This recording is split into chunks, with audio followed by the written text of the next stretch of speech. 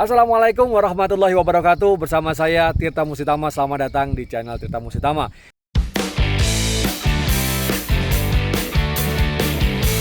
Di channel ini Anda akan dapat tips ya, masukan-masukan tentang sukses belajar di perguruan tinggi. Alhamdulillah pagi ini hari ini sudah ditemani oleh Bapak Dr. Lili Yuliadi. Assalamualaikum Pak Lili. Waalaikumsalam warahmatullahi wabarakatuh. Alhamdulillah, alhamdulillah sehat luar biasa. Gimana Pak Lili, ini kita lagi ada di mana sih? Ya? Kita ada di Padi Resort. Padi Resort di Pancawati, Bogor ya. Ya.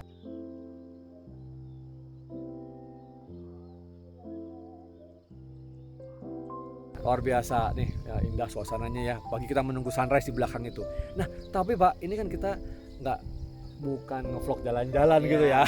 Tapi kita ingin sampaikan 3 hal penting ya, yang menunjukkan keberhasilan atau kualitas dari penelitian. Bisa diterapkan itu di skripsi, di tesis maupun disertasi. Bersama Bapak Dr. Lili Yuliadi. Simak terus sampai akhir.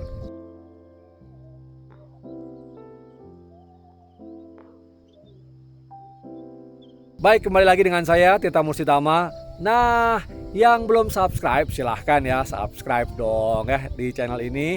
Pasti akan banyak informasi yang bermanfaat buat kalian semua. Nah, kembali pada pertanyaan awal di video ini tadi ya. Apa yang menentukan gitu ya Pak Lili ya, faktor-faktor yang menentukan suatu penelitian itu berkualitas gitu. Nah, silakan Pak Lili, katanya ada 3 hal ya, apa aja? Ada 3 yang sangat penting di dalam menulis skripsi ataupun research apa saja. Yang pertama adalah proses literatur reviewnya yang akhirnya berujung pada research questions. Kenapa? Karena research question itu harus hasil dari literatur review. Literatur review ataupun studi pustaka ini merupakan gambaran sejauh mana sebetulnya researcher ini mengetahui tema itu ataupun topik itu. Kalau tidak ada literatur review maka kita tidak tahu sejauh mana gitu. Dan akhirnya leading kepada puzzle ya, permasalahan kajiannya apa. Itu yang pertama. Yang kedua, frameworknya dari teori. Kalau ada teori, kalau tidak ada teori nggak apa-apa, bisa saja melalui data kasus-kasus yang ada. Tapi harus dilihat juga frameworknya di mana. Makanya harus ada batasannya kalau nggak ada teori. Tapi kalau ada teori nggak perlu ada batasan kajian gitu. Itu yang kedua, yang sangat penting sekali. Dan dari situ kita akan mempunyai hint ataupun asumsi-asumsi jawaban dari research question itu. Dan yang ketiga adalah di data analisis dan data collectionnya. Ini yang sangat penting. Kalau tiga-tiganya rapi, runtut dan coherence, itu adalah kajian research ataupun skripsi yang baik.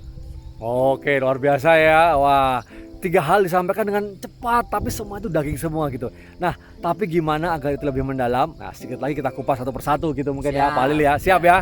Nah, bagi kalian yang tadi belum subscribe, wah, penjelasan awal aja udah keren kayak gitu. Silahkan pertimbangan subscribe. Sekarang dong ya, kita hitung 1, 2, 3. Terima kasih. Kita ngobrol sambil jalan-jalan dikit gitu ya. Oke Pak Lili, yuk kita sambil jalan nih ya. Nah, ini ya, tadi kan dikatakan ada 3 hal. Yang pertama kan literatur review ya, literature studies lah.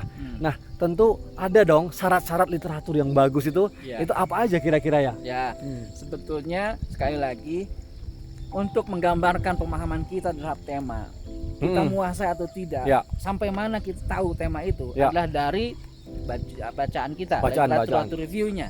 Literatur review itu akhirnya bisa menggambarkan researcher ini, pengkaji ini menguasai tema itu apa tidak, sejauh mana sih dia tahu gitu loh.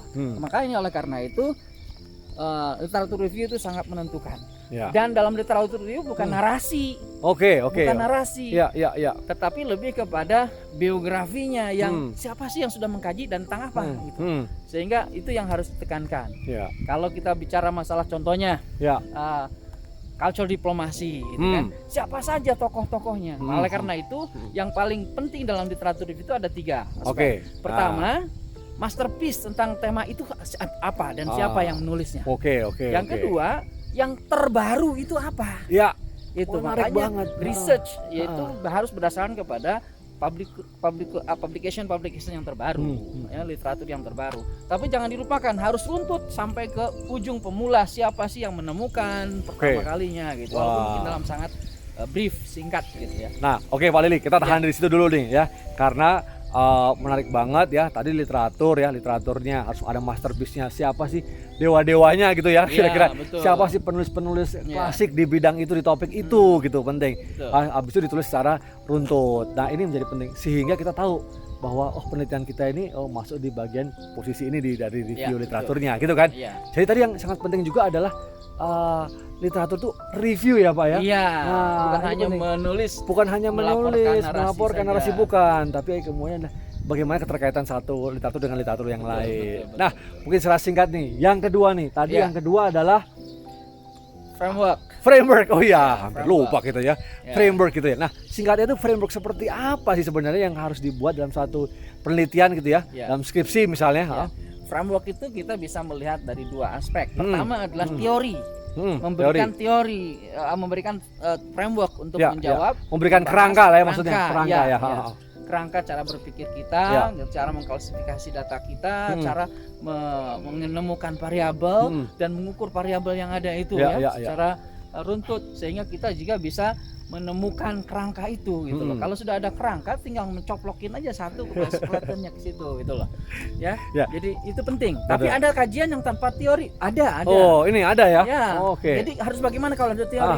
Kalau tidak ada teori kan kita harus membatasinya dari perspektif apa, dari aspek apa, ya, dari sejarah contohnya periodiknya apa, sehingga kita juga jelas ada frame di situ walaupun tidak ada teori. Nah, jadi itu menarik nih ya. Yang kedua ya, kerangka ya, ada frame ya, ada frameworknya. Karena kalau satu penelitian nggak ada frameworknya itu tidak berbeda dengan tulisan-tulisan mungkin opini biasa gitu ya. Ini kan karya ilmiah. Ini yang membedakan karya ilmiah, harus ada kerangkanya, harus ada teorinya ya. Atau kalaupun tidak ada teorinya, nah harus ada apa tadi yang bisa memang membatasi penelitian ini. Nah, guys, sebelum bicara yang ketiga yang lebih detail, nah yang kalau yang menilai video ini menarik dan bernilai, silahkan like dulu ya. Nah, Pak Lili, ada satu lagi tadi yang ketinggalan gitu ya. Tadi adalah kaitan sama puzzle ya, kemudian leading kepada data. Nah, artinya peran dari data ya. Betul. Nah, data seperti apa sebenarnya yang mendukung dan harus ada dalam satu penelitian itu? Iya. Di situ dalam aspek metodologi ada 3 yang kita harus betul-betul bisa memahaminya dan bisa memahamkan kepada pembaca. Pertama adalah data collectionnya. Data collection. Data collection itu bagaimana? Ya banyak teorinya dan cara untuk mendapatkan data. Yang jelas ada 2 kan yang jelas. Ada data yang sifatnya adalah primer, primary data, dan yang kedua adalah secondary data. Nah, dalam primer ataupun primary data kita memang mendapatkannya first hand data yang belum digunakan oleh orang lain untuk menjelaskan hal yang lain. Tetapi justru kita mencarinya secara sendiri untuk mendapatkan jawaban terhadap apa yang kita lagi kaji itu primer. Mungkin melalui interview atau melalui fieldwork gitu melalui penemuan-penemuan baru di lapangan, baik melalui interview, observasi dan yang lainnya gitu. Nah, yang keduanya yaitu data analisis. Data analisis ya.